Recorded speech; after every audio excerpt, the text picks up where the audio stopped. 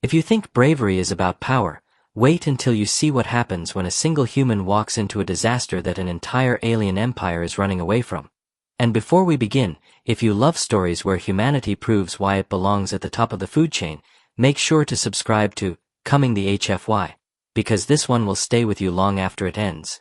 The evacuation alarms of Velcaris Prime did not sound like warnings, they sounded like mourning, a deep harmonic wail that echoed across the glass towers and liquid metal streets of the Larothi capital, a sound designed not just to alert but to accept loss, because for the Larothi, once a thermal storm reached critical mass, survival was no longer part of the equation, it was already too late. And standing in the middle of that collapsing city was Elias Rook, a human firefighter from a small coastal city on Earth, wearing a scorched suit that looked painfully outdated compared to the sleek adaptive armor of the Larothi Emergency Corps, gripping a manual breaching hammer like it was the most natural thing in the universe, even as the sky above him fractured into burning streams of ionized plasma that rained down like liquid sunlight.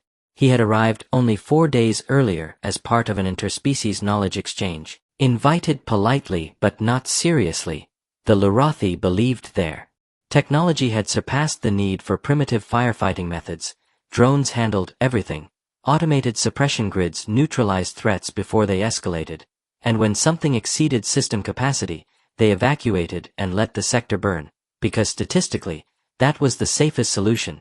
Elias had listened, nodded, and kept his opinions to himself. Because humans had a different relationship with disaster, they didn't just calculate survival, they chased it, and when the first containment ring failed and the thermal storm spread across 17 layers of the megacity, turning entire districts into incandescent death zones, the Larothi response was immediate and logical. They pulled back, sealed sectors, and marked millions as unrecoverable. Elias didn't. He moved forward, stepping into a corridor where the air itself shimmered with lethal heat, his visor flickering warnings in red, his oxygen regulator screaming under the strain, and over the comms a Larothi commander named Threx called out to him, his voice trembling with disbelief.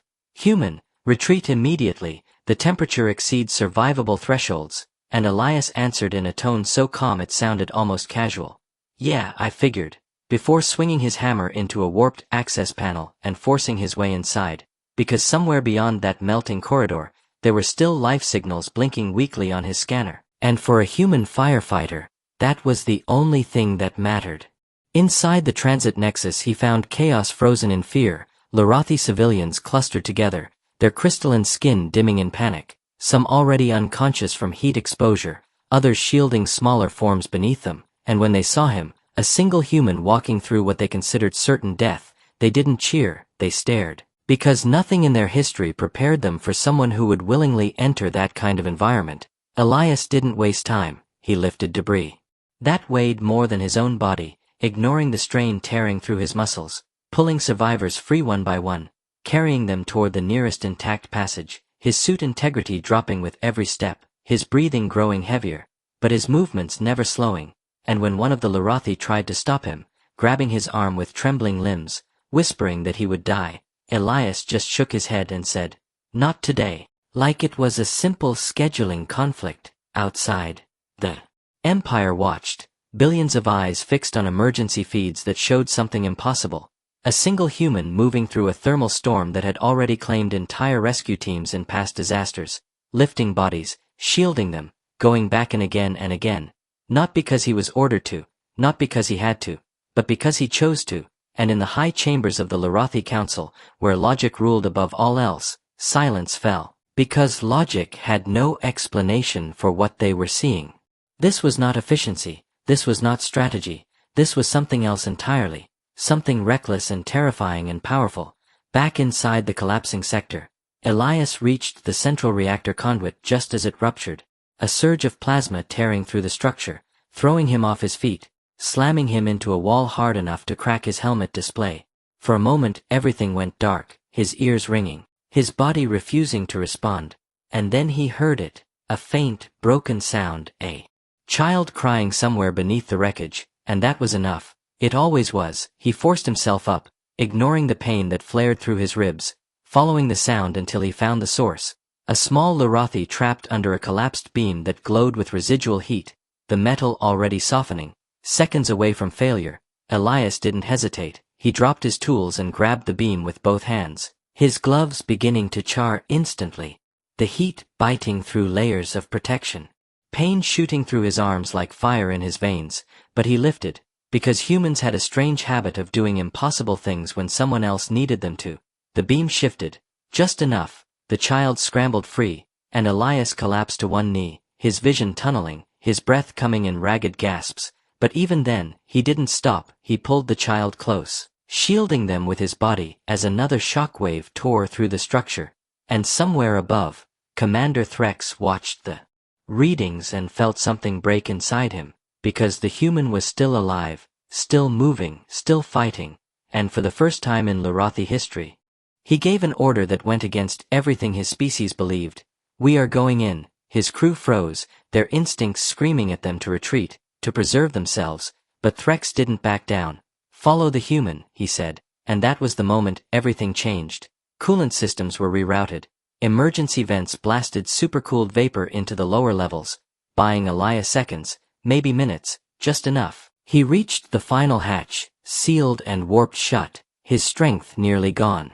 And for a moment, just a moment, he leaned his head against it, eyes closing, the weight of exhaustion pressing down on him, and then he tightened his grip on the hammer and struck, once, twice, again, until the mechanism gave way, until light spilled in from the other side, until hands reached out and pulled the child first, then him, dragging him into safety just as the entire sector collapsed behind them in a cascade of fire and light, the shock wave echoing across the city. And when the dust settled, when the alarms finally went silent, the Larothi realized something they had never considered before. Survival was not just about knowing when to run. Sometimes it was about refusing to.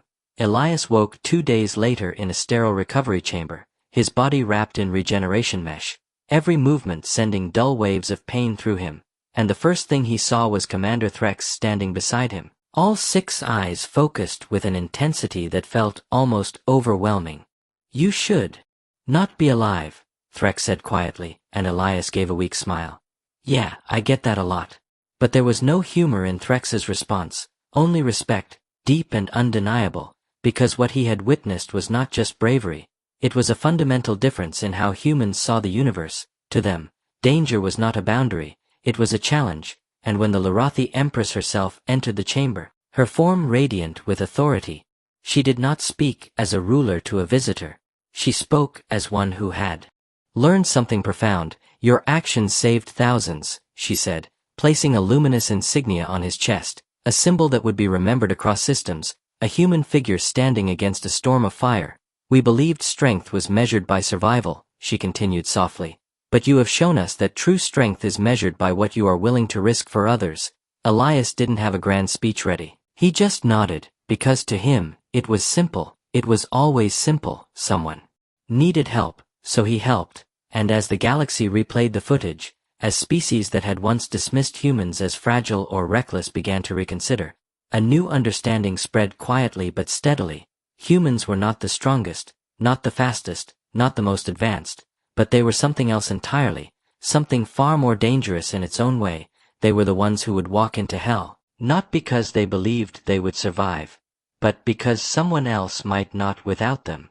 And that, more than any weapon or technology, was what made the rest of the galaxy step back and think very carefully before ever underestimating them again.